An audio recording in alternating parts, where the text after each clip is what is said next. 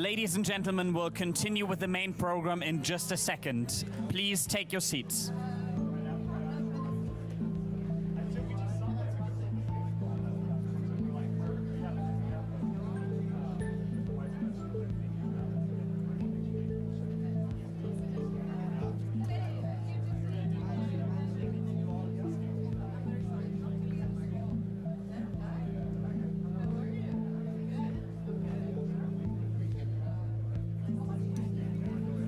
Ladies and gentlemen, may I kindly ask you to take your seats. We'll continue with the program in just a second. Ladies and gentlemen, please take your seats now.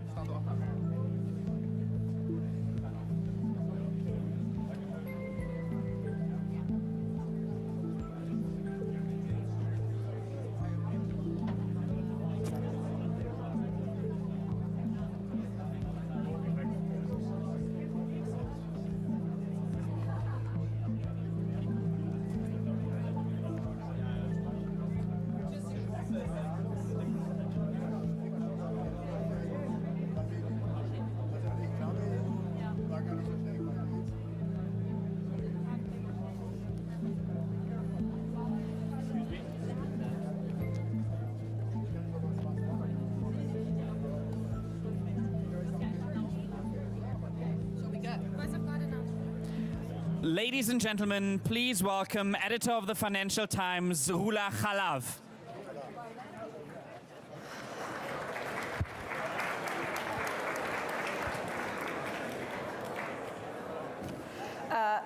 Hello, everyone. Good afternoon.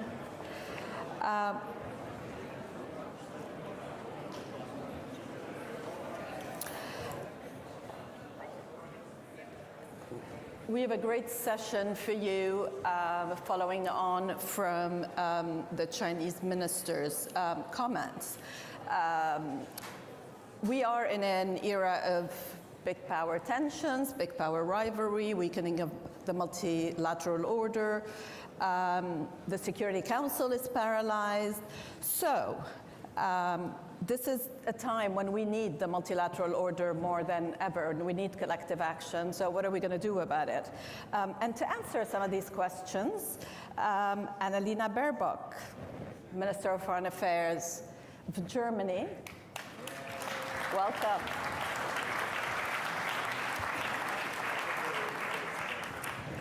Antony Blinken, Secretary of State, US.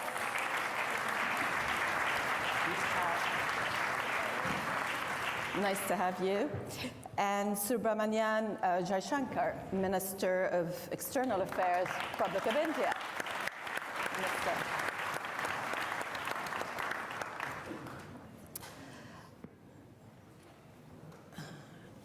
I hope that based on the topic of the session that you will not all agree with each other and we can have some sparks.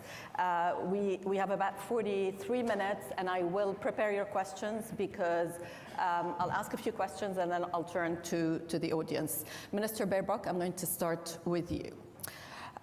Germany's national security strategy calls for expanding global partnerships and is quite open about the multipolarity of the world today. How do you go about it at a time when there are so many divisions, and particularly when increasingly we feel the global south and the Western world are not on the same page? Well, first of all, good afternoon. Very good to have this important session with my dear colleagues. In a nutshell, it's more important than ever because we are not naive. Obviously, there are ruthless actors who don't want to grab up the title of our panel, negotiate the slice of the pie, but they want to rob the whole bakery. And having that in mind, I believe it's even more important than ever that those who are at the table negotiating about the slices of the pie stay there, first of all, resolute, respectfully, and also reflective. And this is the core also of our national security strategy, which we have drafted as the German government, making very clear in the light of this ruthless war of aggression against Ukraine that we are resolute in defending international law. it's the best protection for everybody around the world.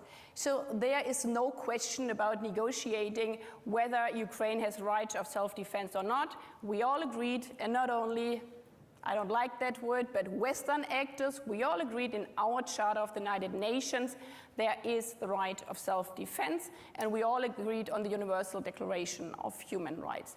Having said that, obviously, we have to be respectful that especially within Ukraine, and I think this is the lesson we have learned, and it was very important to speak to partners like India and so many around the world, Brazil, South Africa, we have to be respectful that obviously in this moment when we said we need the whole international security, others asked some questions, like, where have you been when we needed you? Or asked some question, so actually what does it mean for the future? Do you also stand with us? And this is, I would say, maybe something new in the attitude, at least from our foreign politics from Europe, to say, okay, we cannot take for granted that everybody just agrees with our European or transatlantic vision. And the third part, I think it's the most easy, but it's the strongest asset for democracies. The strength of democracy, in my point of view, is that we can be self-reflective and self-critical. So asking in a moment when others, for example, war of aggression, we're not saying automatically, okay, we support you, not saying, why don't you get it, but asking ourselves why they cannot support us. And I think this is the critical part, but the most powerful part. And at least, again, in our national security strategy, we try to do it, talking about, for example, our colonialism past. Understanding why South Africa was mentioning the whole time their ties with Russia in the apartheid regime. And being self-critical and saying, oh yeah, not all democracies have stood back in time at their time. And taking that as something where we said, yes, we might have made mistakes in the past, but we cannot change the past, we can only change the future together. I think this is the strength of multilateralism, and we see around the world the majority believes in it. Do you find that increasingly people are questioning more when it comes to, let's stick to Ukraine and we'll get to Gaza in a minute, but on Ukraine, are people coming round to your point of view, or are they distancing themselves more? Well, to see it over the last 2 years, I mean, we've seen the 142 voting in the General Assembly, so it is a majority of states, because most of the countries in the world, like mine, we're not the biggest country in the world. We don't have the biggest military means, and this is for most of the countries. They know that the Charter of the United Nations, the rule of law, is their life insurance. So we see this big majority there. We see also the support. Many have traveled, and I think this is really important to give always the question of war of aggression a human face. It was not that we convinced some other actors in the world, but saying, now you have to stand with us. But when delegation traveled to Kiev, and not only Kiev, to Bucha, to Irpin, when they spoke, like we did, to the parents of those where their child had been kidnapped by Russia, then we give this situation a human face, and that's all about. And this is why it's so important to not only talk about state, but we talk about the people, talk about also the question of the rule of law in front of the International Criminal Court, for example, bringing crimes against humanity in front of the court. And there we see again the majority of the states is pushing for that one. Secretary Blinken, there's a feeling that it's more than Secretary a feeling, Blinken, it's what we see happening on the ground. The US-China tensions are leading to greater fragmentation, and that you're almost competing for, alliances. Who's our ally? And we see this within the UN and various UN institutions, but we just see it all around the globe. To what extent do you feel that you are challenged in your travels around the world on the fundamental questions? Well, first, it's wonderful to be with my friends, wonderful to be back in Munich at the security conference, known among all of us as speed dating for diplomats. But we've done a couple of things, and I'll come quickly to your question. from the start of this administration, we've made an investment, a reinvestment, in our alliances, in our partnerships, and in the multilateral system. We've reinvested, we've re-engaged, we've tried to rejuvenate, we've even reimagined. And the reason for that is simple. It's because it's in our interest to do it. Not a single one of the challenges that we have to face and that are so important to the interests of the American people can we effectively deal with alone, as powerful and as resourceful as we are. And so across the board, we've seen our comparative advantage as having a strong network of voluntary alliances, voluntary partnerships, and if you're not at the table in the international system, you're going to be on the menu. So it was very important for us to re-engage multilaterally, and we've done that. When it comes to strategic competition, and there's no doubt that we have one with China, there are a few things to be said. First, we have an obligation to manage that relationship responsibly, and I think that's something that we hear from countries around the world, and it's clearly in our interest to do so, and that's exactly what President Biden is doing. And when it comes to other countries, the point is not to say to country X, Y, or Z, you have to choose. The point is to offer a good choice. And if we can do that, and I believe we can and we have and will continue, then I think the choice becomes fairly self-evident. Over the last 6 or 7 months, we have engaged in a sustainable way with China. I just met my counterpart Wang Yi here in Munich, but that follows a series of meetings, notably, most importantly, President Biden and President Xi. And I think we brought greater stability to the relationship, not moving away from or ignoring the fact that, yes, we have a competition. There are areas where we are contesting each other, but there are also areas where we can and should cooperate because it's in our interest to do that. One of the best examples of that is the agreement we reached with China on fentanyl, the single largest, the number one killer of Americans aged 18 to 49 is a synthetic opioid, fentanyl. Now we have meaningful cooperation from and with China on fentanyl. That's going to make a difference in the lives of Americans. And you think it is sustainable to have cooperation in some areas, climate being one of them, but to have a strategic competition, the strategic competition that defines geopolitics today and that will go on for a very long time, do you think that that is sustainable, that both sides sort of can find rules of engagement? This is where we compete and this is where we cooperate? Some fundamentals haven't changed. Countries will act in their self-interest. Where we have to compete, we will. Where we have to contest, we will. Where it makes sense to cooperate, we will. And I think you can do all of the above at the same time. But there's something else that's, I think, changed, and it goes back to the first part of the question.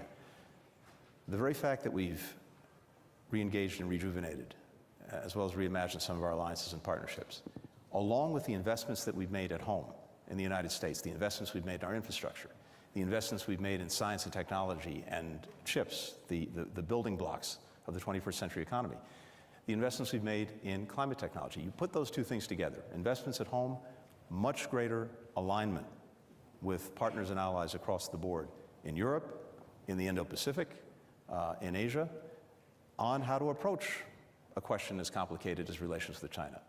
That puts us in a position of much greater strength in dealing with all of the challenges that we have to deal with. Minister Jaishankar, India has more of a multiple choice mindset. Would that be right? From non-alignment to, I think you may have called it, or somebody else called it, all alignment. So you can pick and choose alliances, but you can also pick and choose topics. On Russia, for example, you still buy Russian oil. Is that okay with your counterpart from the US? Everything is, your relationship is fine, you can do whatever you want, whenever you want? Okay, first of all... I mean, you're sitting next to each other. No, so. First of all, delighted to be here. And I couldn't find a better set of people to be with on the stage. So thank you for whoever put us all together. Your question, do we have multiple options? Answer is yes. Is that a problem? Why should it be a problem? If I'm smart enough to have multiple options, you should be admiring me. You know, you shouldn't be criticizing. Now, Is that a problem for other people?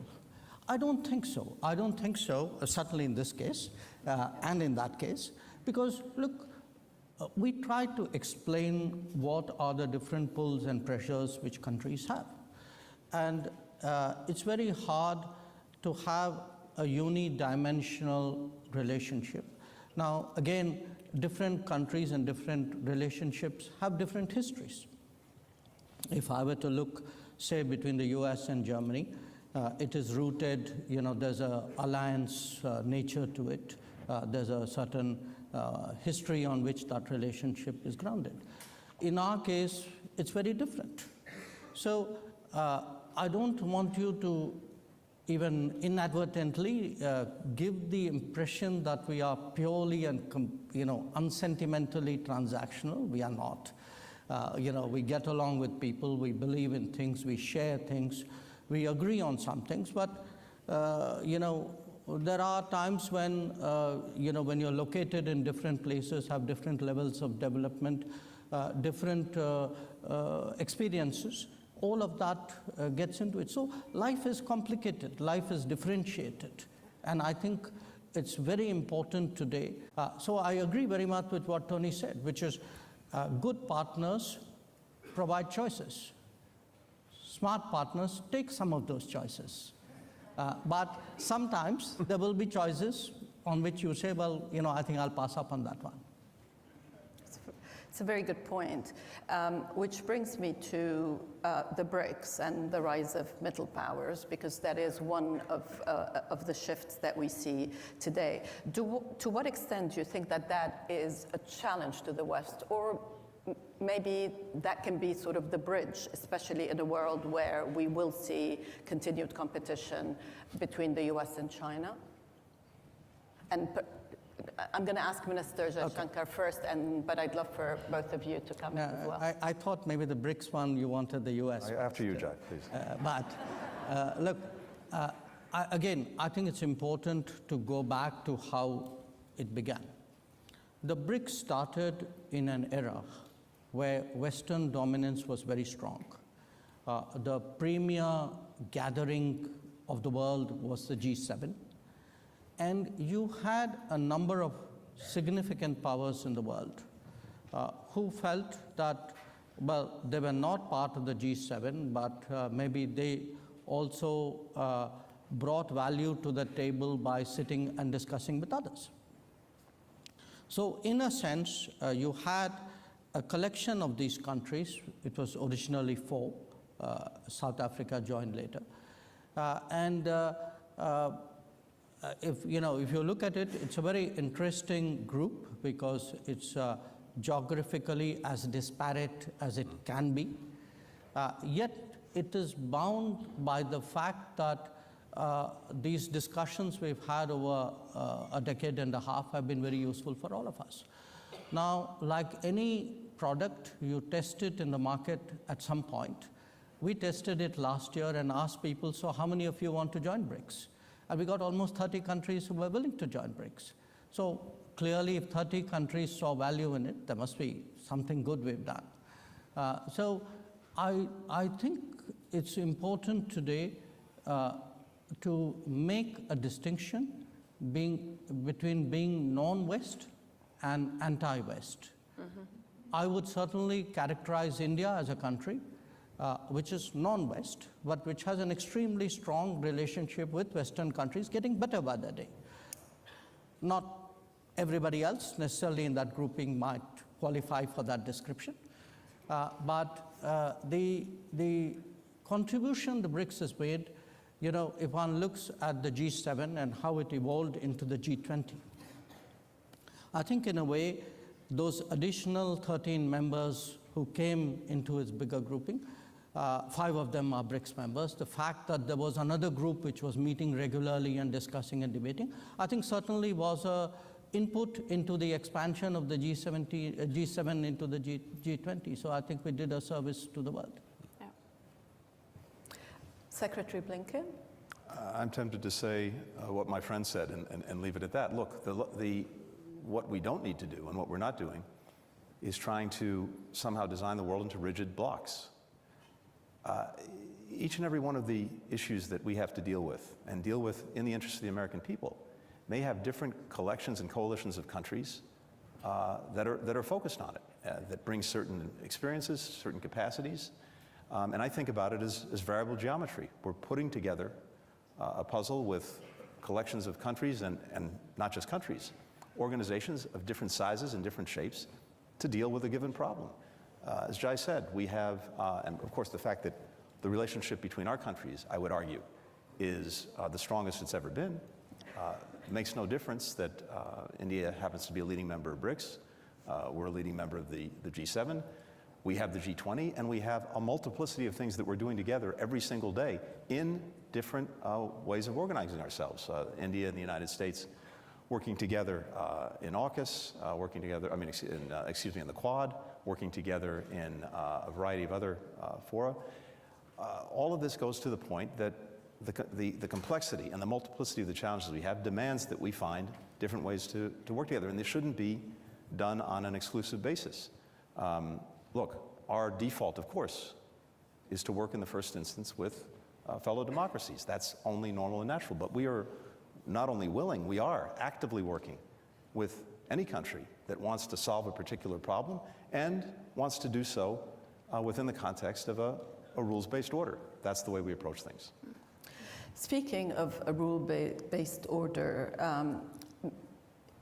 major powers today are criticized for sort of upholding the rule-based order and upholding values in certain areas, but not in others. And a lot of people around the world, and particularly in the global south, but I would say not only in the global south, even within our Western democracies, are confused. They look at what's happening in Gaza and at the intensity of the killing, and they ask, where are human rights? Where are these Western values? I'm sure you're having here today and yesterday a lot of similar discussions, Minister Baerbock. Yes, and they are so productive because many of them are not only speed dating, but behind closed doors, very trustfully.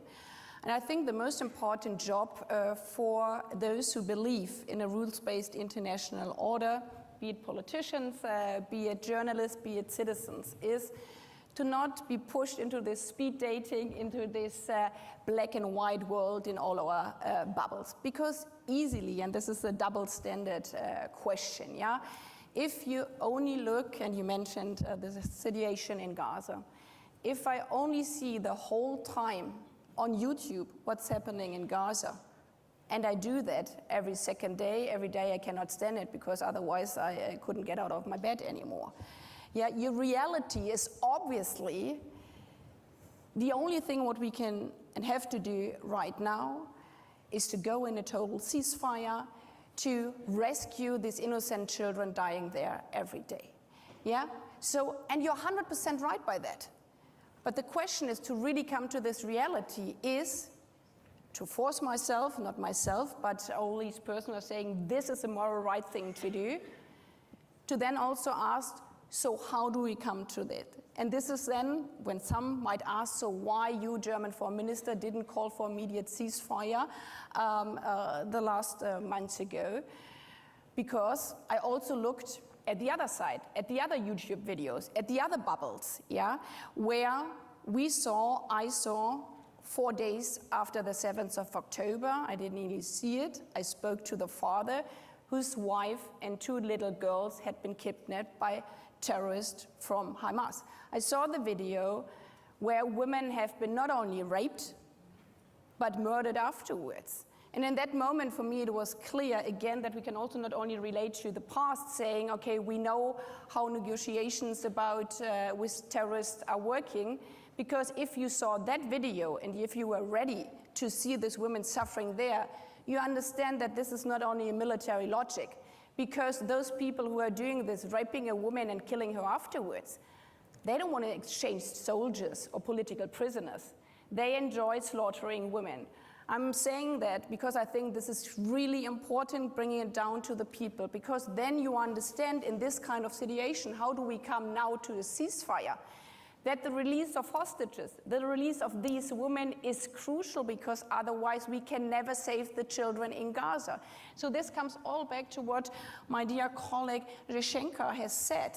If we're not capable of stepping out of right or wrong, yes or no, black or white, we will, in this world of dilemmas, never do what our job, I would say the three of us here, is to do all the best to rescue people. And this is why we have been working so intensively with those partners, Arab partners, in the last 3 months, to see how we can come together for the most important point right now, freeing the hostages, having a humanitarian pause to bring in humanitarian support into Gaza, and not stopping. Even though the headlines are there every day, you cannot fix it anyhow. I think the biggest favor for those who do not care for human rights and the international order is that we are giving up, and that we are not being ready to look at these different topics from our different side. And this is why, at least for me, I would say for all the three of us, use our competences, use our channels we are having. And there's, again, diversity is beneficial. If we are not all the same, but if we are trying to solve this horrible war in the Middle East from our different perspectives, then we can also bring security both for the people in Israel and the people in Gaza. I have to say, I fully subscribe to everything that Annalena said. And I think as people in positions for a brief period of time of responsibility, but also, and maybe foremost, as human beings, as mothers, fathers, children, brothers and sisters, we're intensely driven to try to prevent or stop human suffering, including the suffering of men, women, and children in Gaza. The question is how to do it most effectively, and how to take account of the incredible complexity that Annalena just outlined so well. But there's another element to this that we have a responsibility to do something about. The greatest poison in our common well is dehumanization. And we see that in all directions. And if you lose sight of the humanity of someone else, then your heart is hardened to a point where anything is acceptable and anything is possible. Part of our responsibility is to do what we can to push back, to avoid, to call out dehumanization wherever it's coming from, in whatever direction. Because if we can't get at that, it's very hard, if not impossible, to do other things. One of the criticism that I think, I'm sure you hear a lot, is US policy has, of course, shifted in the last couple of months, but yet you want the fighting to stop, but there is no sign whatsoever that you're not willing to send weapons to Israel, for example. So that also confuses people. You know, when they look at the rhetoric versus the action, what would you say to that? Well, first, we're committed to Israel's security. That's been clear from day one. It remains clear. And we understand and support the proposition that Israel has to find ways to make sure that what happened on October 7th never happens again. So we start there.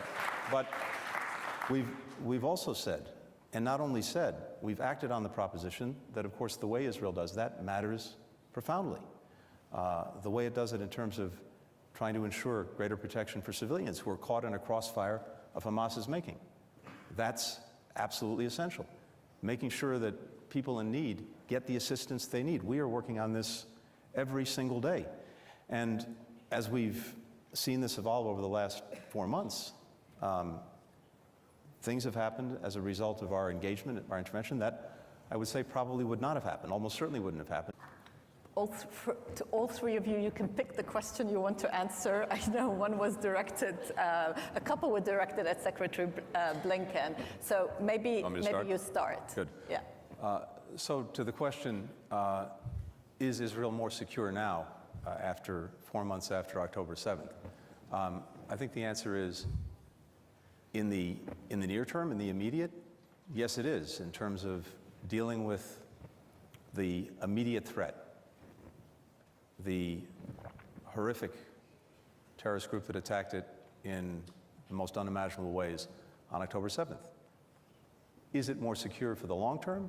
That's a different question.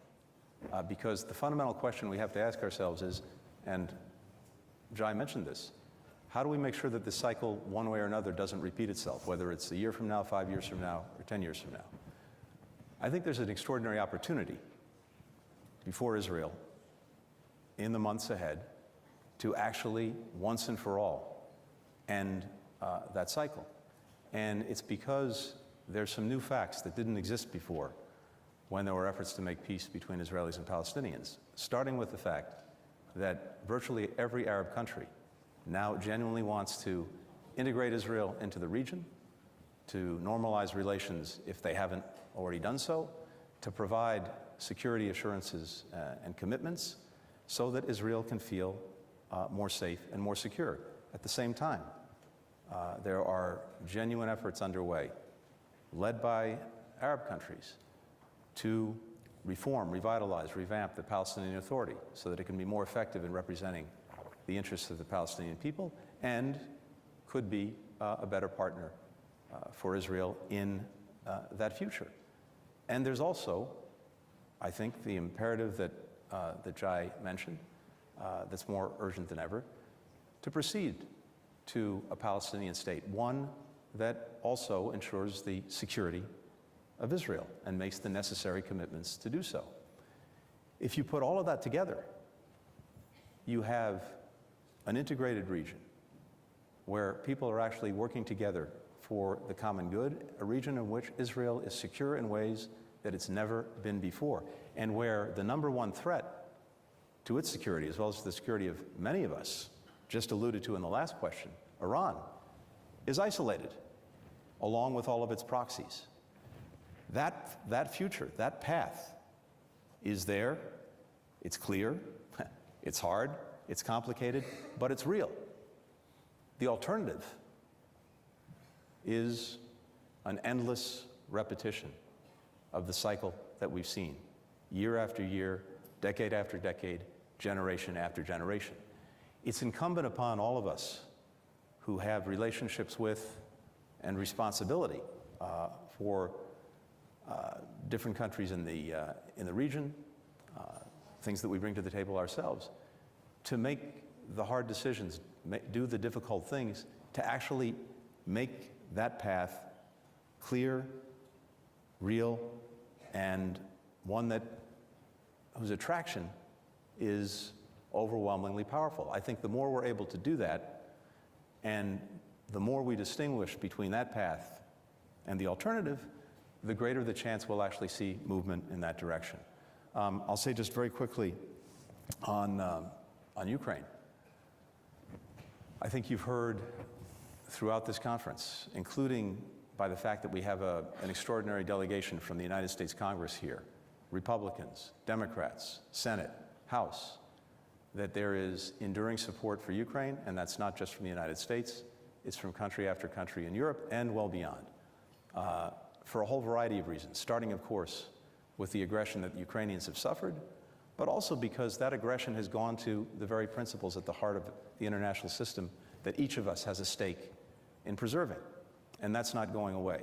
So there's a tremendous determination on the part of dozens of countries to do two things. First, to make sure that Ukraine has what it needs to deal in the immediate with the ongoing Russian aggression, but second, to put Ukraine on a path where increasingly, in the months and years to come, it's able to stand strongly on its own 2 feet, militarily, economically, and democratically. That is the strongest possible rebuke to Putin. It's the strongest possible rebuke to all those who would seek to undermine Ukraine. And I'll just conclude with this. The real lesson to be drawn from what we've seen, including, as you rightly said, Russia tearing up and then spitting on the Budapest Memorandum, among many, many other agreements, is that this aggression against Ukraine has been an absolute strategic debacle for Vladimir Putin and for Russia. Russia is weaker militarily, it's weaker economically, it's weaker diplomatically. Europe has ended its energy dependence on Russia in the space of 2 years. Ukrainians are more united than they've ever been, including against Russia, which was not the case, certainly in 2014. Not desirable, but it's a result of Russia's actions. And certainly since 2022. We have the NATO alliance, a defensive alliance with no intent of ever attacking Russia, only there to defend its members, that is now stronger and larger. All of this a result of actions that Russia has taken, precipitating the very things it said it wanted to prevent. So I think as those lessons are digested, not to mention the horrific losses that Russia has suffered as a result of Vladimir Putin throwing its young men into a meat grinder of his own making, a solidarity that is important not just for Ukraine, but for all of us. The stakes couldn't be higher. So my belief, again, listening to everyone here over the last couple of days, talking to our members of Congress who are with us, is that not only is that support there, it will be sustained, and Ukraine will succeed. Thank you, Secretary. Minister Baerbock. Well, I guess the question from Iran was for us. So the question was, why do you not follow the example and list them as terrorist in a terrorist sanction regime? The Revolutionary Guard. We have discussed it quite often, but the quick answer is because I'm defending rule of law, trying without any double standards. And our legal situation in the European Union, and you can like it or not, but this is how, in which context we are working in our European legal system. We have a sanction system for listing under terrorism if terrorism occurs in another country, especially in the European Union. It was after the attacks on the US on the 9th of September. So we need a legal ground to list them. So far, we do not have the evidence and proof that there have been these terrorist attacks in the European Union. There were different cases. It's a different legal system in the US. But, and this is important for me because I hear this argument again and again, this is not because we shy away with regard to the Revolutionary Guard or the crimes against the women, youth, civil society, its own population. No, we use the instruments we are having as a European Union to defend human rights. And we set up, for the first time in history of the European Union, a sanction systems because of human rights violation. And for me, this is even stronger. In the past, it was the same with Daesh and the crimes against Yazidi women. Yeah? They have been brought to court, not slaughtering women, not saying these are the worst sexual violence crimes you commit, but under terrorism. I think this is wrong. We have to name the crimes, and the crime is targeted directly to women, directly to human rights. We say we sanction you because of what you have done to you, shooting in your eyes, killing your friends, killing your sisters. And it's the same effects. And this, it comes all down to me. For me, politics, it's not about symbolic action. It's about what matters for the people. And under this sanction risk system, human rights sanctions from the EU, Revolutionary Guards, we named them, cannot enter the European Union. We have frozen their asset. So the result is exactly the same what the US has done under the terrorist sanction system. So if you ask me, do we act as a result in the same way? Yes, we do, but we call it human rights sanction system because these are the worst human rights violations you can see. And this comes also back to the other question about symbolic politics or what matters in reality.